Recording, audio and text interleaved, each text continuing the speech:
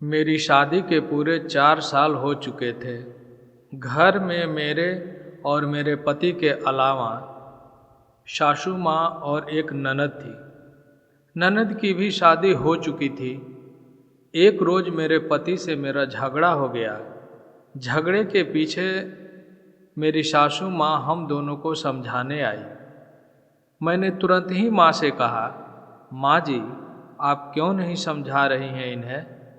माँ जी ने बोला, हुआ क्या है। मैंने कहा कि मेरा कहना है कि अब बहुत साल हो गए हैं, अब मुझे अलग रहना है। अब मैं एक में नहीं रह सकती हूँ और अब इनको मैंने बोला है कि आप में से और मुझ में से किसी एक को चुन लें। अब आप ही इन्हें समझा सकती है कि इनको मेरे साथ रहना चाहिए या आपके साथ। मुझे लगता है आपसे अच्छा कोई नहीं समझा पाएगा इन्हें। माँ जी की कुछ भी समझ में नहीं आ रही थी। उन्होंने बोला, अरे यह क्या बोल रही हो। भला मेरा बेटा मुझ में और तुम में किसी एक को क्यों चुनेगा। अभी तक तो सब ठीक ही चल रहा है हमारा। तो मुझे तो कुछ भी समझ में नहीं आ रहा था। क्या ऐसा भी होता है कि पत्नी और माँ में से किसी एक को बच्चों को चुनना पड़ता है। पत्नी और माँ दोनों ही बच्चों के लिए परिवार होती है। यह तो बिल्कुल गलत बात बोल रही हो। अरे गलत पर गलत कैसे।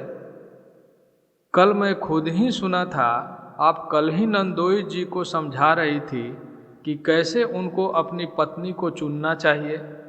कैसे पति पत्नी का रिश्ता ही पूरी उम्र भर चलता है। आप उन्हें बता रही थी कि उन्हें अपने बच्चों के भविष्य के बारे में सोचना चाहिए, न कि दुनियादारी के बारे में। और यह भी बोला था कि अपनी बेटी का हाथ नंदोई जी के हाथ में उनकी अच्छी नौकरी और तनख्वाह देकर ही दिया था। बस यही कुछ तो समझाना है आपको अपने बेटे को भी कि कैसे पति पत्नी का रिश्ता ही सिर्फ दुनिया में सबसे मजबूत रिश्ता है। उस वक्त तो आपको एक पल भी नहीं लगा कि आपके दामाद जी कितने असहाय थे। उनको समझ में नहीं आ रहा था कि क्या करे क्या ना करे और कैसे वह अपनी पत्नी के साथ दे और परिवार छोड़ दे। बस यही कुछ तो समझाना है आपको अपने बेटे को, तो आप समझाइए इनको। मैंने अपने पति की तरफ मुड़ते हुए कहा।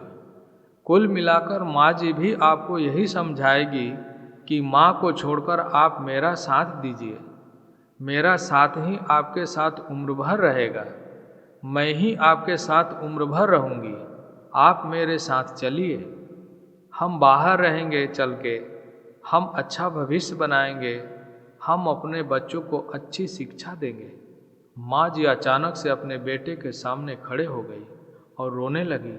नहीं नहीं, ऐसा मत करना। मैं अपने बेटे के बिना नहीं रह सकती हूँ। मेरे बेटे को मुझसे दूर मत ले जाना।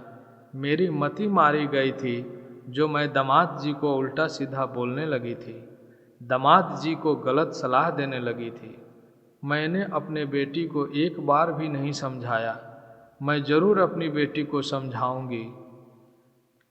कोई माँ अपने बेटे से दूर होकर नहीं रह सकती है।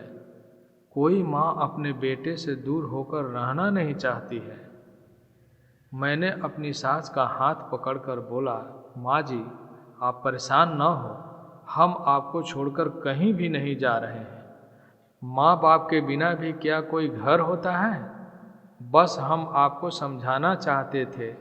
कल आप जो नंदोई जी को समझा रही थी वह पूरा गलत था। भला वह कैसे अपना परिवार आपकी बिटिया के लिए छोड़ सकते हैं। ना ही तो आपकी बिटिया के ऊपर उसके ससुराल वाले कोई अत्याचार करते हैं और ना ही उसे दुखी करते हैं। मात्र थोड़ी मर्यादा में रहना, मात्र थोड़ा सा घर का अधिक काम पड़ जाना, इसका हल यह नहीं है कि हम माँ बाप को छोड़कर चल दें। पारिवारिक जिम्मेदारियां से आज़ाद होना कोई आज़ादी नहीं होती है। उम्मीद है आप अब नंदोई जी को भी ज़रूर समझाएंगी। जिस तरह से आपको आपका बेटा प्यारा है, ठीक वैसे ही नंदोई जी भी अपने माँ बाप को प्यारे हैं। भला उनके माँ बाप अपने बेटे के बिना जिंदगी कैसे जिएंगे। माँ जी को अब सब समझ आ गया था। बहू ने जो समझाया वो पूरे जीवन में नहीं भूल सकती थी। उन्होंने अपनी बेटी को बहुत प्यार से समझाया और एक घर जो टूटने बिखरने से बच गया।